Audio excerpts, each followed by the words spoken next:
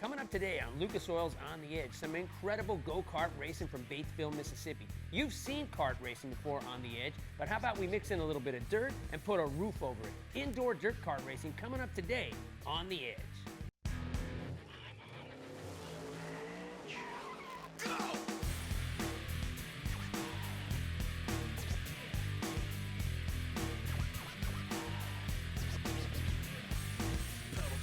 Got it tacked up, and if you get too close, you're getting cracked up. Stone cold when I roll, coming out of the hole.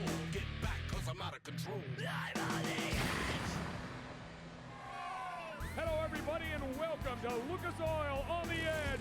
We have a ton of racing action coming to you from Batesville, Mississippi. That's right. Welcome to Batesville, home of the O'Reilly National Indoor Karting Championships. And for 18 years, the best in the business when it comes to indoor karting racing, well, they've been coming to this championship. Nobody knows that any better than you, Bobby Waltrip. You've actually competed in this event. It's been several years ago, but yeah, we came over and raced in this event. Sorry to say the best I ever did was fourth, but if you could come here and make the main event, you have accomplished something. Absolutely, fourth is pretty impressive, and you know, for $2,500, you could come out here and be part of the fun as well. Here's a look at what they'll be racing in, at least one of the versions, but I promise you, when you go home, it won't look this good. It is full contact racing. It is, and one unique thing, Ken, about this sport right now, especially with motorsports, the price of it escalating every day. This is affordable, it's good, clean family fun, and hey, half of the drivers that you ever speak to will tell you they got their start in one of these. It is a lot of fun. I cannot begin to explain to you how exciting this is, so you're going to have to stay tuned. But now, with more on tonight's event, let's go to our colleague, Rob Klepper. Well, guys, back behind the beautiful Batesville Civic Center, back in the pits here, and this is where all the action happens. This is where we see the fathers and sons going at it as they get set in staging to go and qualify 4 laps to try and make the show here tonight. Now, no heat races, no semis, no last chance. You got 4 laps to put in the show. If you don't, you're done for the weekend, so it's very tense here back in the pits. And it is very difficult to put it into the show out here. The Junior 1 heavy category will be the first race out. And these kids right here, 7 to 9 years old, 265 pounds, combined weight of the kart and driver together, Ken. The flatheads out there for power. Once again, let's go back to Rob. Well, guys, caught up with one of the drivers doing a double duty here this weekend at the Indoor Kart Nationals. You're going to be running a Junior 1 light and heavy, Braden Smith, and you've had quite a year in your first year of kart racing. How'd you originally get started? I just started racing at our local home track, but I got started up really this year. This year you've run about 30 times. Tell the folks how many wins you have. 19. So it's been a pretty good year for you. What do you think about this event? It's a pretty big event. Are you going to be able to add number 20 and number 21 here tonight? I don't know. It seems pretty hard, but maybe. A lot of big money up for grabs, and you said that your lifelong ambition is to be a race car driver. Where would you like to go? To NASCAR. To NASCAR. So no developmental deals yet? Richard Childress hasn't called you yet? Nope. Well, I'll tell you, he keeps putting 19 wins on the board every season. They just might be. Silas Ham is on the front row outside pole. Cole Campbell on the pole here with a Junior 1 heavy. That is a spectacular team that he's with, Smith Brothers Racing, his father, and, of course, his uncle. Very, very talented. Here we go. The green flag flies side by side, Bobby. The game is on. And look at this, 2 by 2 around this racetrack here, and that is amazing. This racetrack has some bite up on the top side. Still side by side. Finally, they start to shake down as they enter turn number 3. But it is Cole Campbell who's out front right now. And one thing that we got to keep an eye on here, Ken, is it's the tires. Is how good are you at the start, and will it stay under you? The battle for fourth, Horner and Brown going at it, and you're right, this is a huge tire game. By the way, the right front tire, probably the largest tire on the go-kart, but these guys start preparing tires for this event a month prior. A month prior, and what amazes me about this is the type of preparation that goes into it. They put these things in a lathe. They cut the rubber off, and did you see that? Man, driving up on top of each other. There's a good battle for third place as well as we look down the straightaway, and Oh, man. The 185 of Taylor Hillier. Man, he took a hard hit, Bobby. And it's a good thing those safer barriers are there, because I don't believe he'd have bounced off like that and been as safe as he was off that concrete. One more look at it. Watch how hard he hits. Just broadsides it. Boom! And you see the barrier absorb the impact. It does bounce him back out in the track, but he's not ricocheting off of concrete. Yeah, he is just fine. That's great news. Wow, look at the size of that guy. Yeah, and but he's got a bigger attitude than he's got a helmet, I do believe. He's got a big right foot. He's not afraid to stand on the throttle. Just making the show out here is quite an accomplishment. Come on back and we'll fire him up once again. On the Edge is brought to you by Lucas Oil Products, made in America, sold to the world. General Tire. And by Briggs & Stratton, the power within. Welcome back to Batesville for the 18th Annual National Indoor Karting Championships. And of course, O'Reilly, a big part of everything that's happened out here. Once again, we'll start them back up. Cole Campbell is leading the Junior 1 heavy karts around. But he has got a back bumper covered up with the number 28 of Silas Ham as they work their way down through the bottom end of this racetrack. These two made up the front row and have been battling ever since. Right there, you can see just the smallest of mistakes out of Ham, and because Cole Campbell hit it perfectly, he put some distance between them. And look at this battle right here for the number 3 spot. You've got the 15 of Horner and Brett White here in the number 44. Nose to tail, you've got to hit those marks perfectly. Maybe just a little breath of the throttle in the middle of the turn. Oh, and just that quickly it could go wrong. And look at that. He gets up on the back bumper, pushes him up to the high side, and 3, 4 karts get by. A battle for 4th place between Brett White and Joey Pendergrass now. Pendergrass holding a pretty wheel right now, keeping that thing down on the bottom, waiting to see what's going to happen up in front of him. Lap times here about 11 seconds flat as a white flag comes out for the 22 car of Cole Campbell. Campbell now saying, hey, I've got this thing in the bag, man. There's nobody in sight. Excellent job for Campbell. Nicely done. Stayed out of trouble, stayed away from the pressure, and no doubt those guys had that one tuned in here tonight. Silas Ham did hang on to 2nd place, then Bryce Odell in 3rd, and Brett White in 4th. Joey Pendergrass rounds out the top 5. The fans are having a great time out here. The action's hot and heavy, and speaking of heavy, how about stock heavy highlights? And these guys right here, Mike Dickerson, a perennial runner wherever he goes, and he is tough. He's in the 5 car, but it's Skylar Prochaska who passes him right there for 2nd place as they both chase number 7, Kevin Weldon, another outstanding young man. Weldon comes by with the 7 car, takes the white flag, a good battle for 2nd, but this is all SBR Racing and Kevin Weldon as he brings home the win in stock heavy. Here's a look at the rest of the field and how they all shook down. A number of very talented young men inside of this category. Now let's go to Junior Sportsman Champ 2 Heavy, where one of the ladies got in trouble right there off the bat in the 55T. That was Tiffany Wilson. And these young drivers, 10 to 12 years old, but look at this. They got roll cages, seat belts, arm restraints. They're 9 foot tall and bulletproof right now. Ryan Montgomery had some great success here a year ago and is leading here. Ryan Montgomery, Flying Ryan, they call him, comes home with the win. Congratulations to all the competitors there in the Junior Sportsman Champ 2 Heavy category. Here's a look at the final results as Ryan was followed by Kyle Carter and Colin Stevenson rounded out the top 3. We've got a lot of racing yet to go out here, and yes, Dalton Grieven will be part of it when we come back.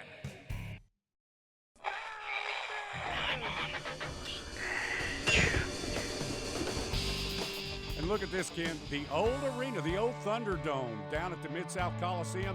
Hey, we've had Foyts, Kensers, Waltrips even here racing at this event. And, you know, that's the neat part of the history. Look at that. There's Steve Peterson, God rest his soul. And look at that, Shane James. A lot of great memories come from that old building. About all the way until 2000 we raced there, as a matter of fact. And, of course, we're now here in Batesville, and we're continuing on creating history. As we bring out our next category, it'll be the Junior Champ Heavy category. Before we start the 13 to 15-year-olds, let's go to Rob. Well, here at the Indoor Kart Nationals, over 350 drivers, and one of the best has been doing it for the past 4 years. Of course, that means you started when you were 10. Dalton Greven, you're running 2 classes here this weekend, but how much emphasis do you guys put on this big Indoor Kart Nationals? Oh, we put quite a bit. I mean, like you said, we got over 350 people. You don't get that in a normal kart race anywhere. So, I mean, it's pretty big on us. Now here indoor, you got that little bitty track. It seems like the line's right on the low line, but qualifying out there, you got 4 laps to put her together because some of these classes, upwards of 40 and 50 competitors, you got to make the top 20. How difficult is qualifying? Oh, it's pretty difficult. I mean, you want to go out there with a positive attitude. You never want to say, oh, I'm not going to make it and stuff. But, I mean, you always know that there's 20 drivers that make it, and there's tons of people who are trying. So, I mean, you got to try your best always. It is a tough game for the junior champ heavy category. Roll cages on these to get them a little bit safer. It is Colton Beeler who's on the pole. Outside pole, Kyle Dugan, and everybody else behind him. The next 18 competitors are all trying to get around him, and they will fight fiercely. And these is some of the best racing right here that you're going to see, Ken. These guys right here, girls sometimes too, they get after it and they don't waste any time. 3 wide, we already have a collision there. Starting off in the second row, look like cart number 31, Trent Miley right there in the middle of it, but they'll have to bring out the yellow flag and get them unhooked. Let's see what went wrong. And coming down in the center of the corner, the cart on the outside says, hey, I'm going to the bottom, and there were about 4 or 5 other people there that said, no, not today. Yeah, that train on the bottom, man, those guys on the bottom do not give it up. No matter what, you stay in the throttle. Let's go on board with Dalton. What did he see? Oh, man, somehow he managed to stay out of all that and the wall. Woo! You know, the reactions, the reflexes of these drivers is amazing because you have to think so quickly. Yeah, and you know, the fortunate thing is the younger you are, the better your reactions are, because I don't know if I could react that quick or not. Well, and there the roll cage comes into play for cart number 43 as he goes up and onto his lid. That was Blake Davis. Yeah, Blake with a problem right here. One neat thing about it, that roll cage protects him. The shoulder harness is holding him in the cart, no problem. Definitely a safer way to go because we've had plenty of instances where they do flip the carts without the roll cages. It's not a game for the faint of heart. No, when that happens, your head's your roll cage. So, you know, these are good, safe little cars right here. Yeah, I have to talk to Bill Simpson about that. He'll get you one, right? He'll get you a good helmet. Yeah, all right. It'll absorb the impact. Hey, that's nice. All right, here we go. Cart number 63. Fighting his way down in there, trying to pick up a couple of spots. That's Wes Borman. Yeah, and we're watching right here. Beeler, Seiss, and Borman. These 3 drivers right here going at it nose to tail as we work our way into the middle part of this race. Oh, these guys, look at them trying to protect that position. They do not want to let somebody down there on the bottom, and they are dodging each other all over the place. Don't have a choice. And look at this, even up on the wall on the outside, dirt flying everywhere. Kept it going. The rule don't lift. Dalton Greven gets out of the line, up there into the marbles, and spins it around sideways. And once again, he was looking for a caution, but it's not going to happen on this racetrack unless you're in harm's way. Dalton running in a couple different categories this week and struggling in this particular category, but was one of the players in one of the other classes. And, oh, he turned the leader around. And this will be interesting to see if we get a call from the tower on this one. Colton Beeler in the 00 gets a little help right there from second place. Trevor Seiss, and Seiss just put the bumper on him and loops him around. I mean, that's kind of how the game is played. Yeah, and he got up under him and didn't let go. And I would bet you that we get us some conversation with our top 2 runners right here. Yeah, he hooked that nose down underneath that bumper. You can see where he can dive it down there. And, yeah, sure enough, it looks like Beeler is giving the spot back. Yeah, and that's kind of a common thing. If it looks like it's blatant, but not really bad, they'll just talk to the 2 guys and put them back where they were. So sure enough, the top 2 guys now starting to check out a little bit. And again, Seiss able to hold the nose of that car down on the exit of the turn a little bit better. You know, and it looks like that the 73 of Seiss is a little bit quicker right now as they come around to complete the final lap. Trying to hang on. Can he make one last move here? Turns 3 and 4. Is it going to be Beeler? Oh, and he does. He gets up beside him. Side by side. Wow, what a finish. That is awesome. But Colton Beeler manages to hang on, and Trevor Seiss will have to settle in for second place. Congratulations to Beeler. Seiss right there behind him. Travis Crawford followed by Josh Ray and Brandon Hanks, rounds out the top 5. Junior champ heavy in the books, 20 laps. Colton Beeler, you come out on top. But talk about that battle off turn number 4 with you and Sice. Well, we were just so close. He was faster than me, but I just had, I had to keep him behind me. We saw when the yellow came out, the officials came over. Did both you and Sice get warned on that deal? Yeah, they warned me that I was blocking. If that happened again, he put me in the back. It's a big event, man. You outlasted them all. How's it feel to win here in Mississippi? Awesome. We're not finished yet. Come on back. We have a lot more action.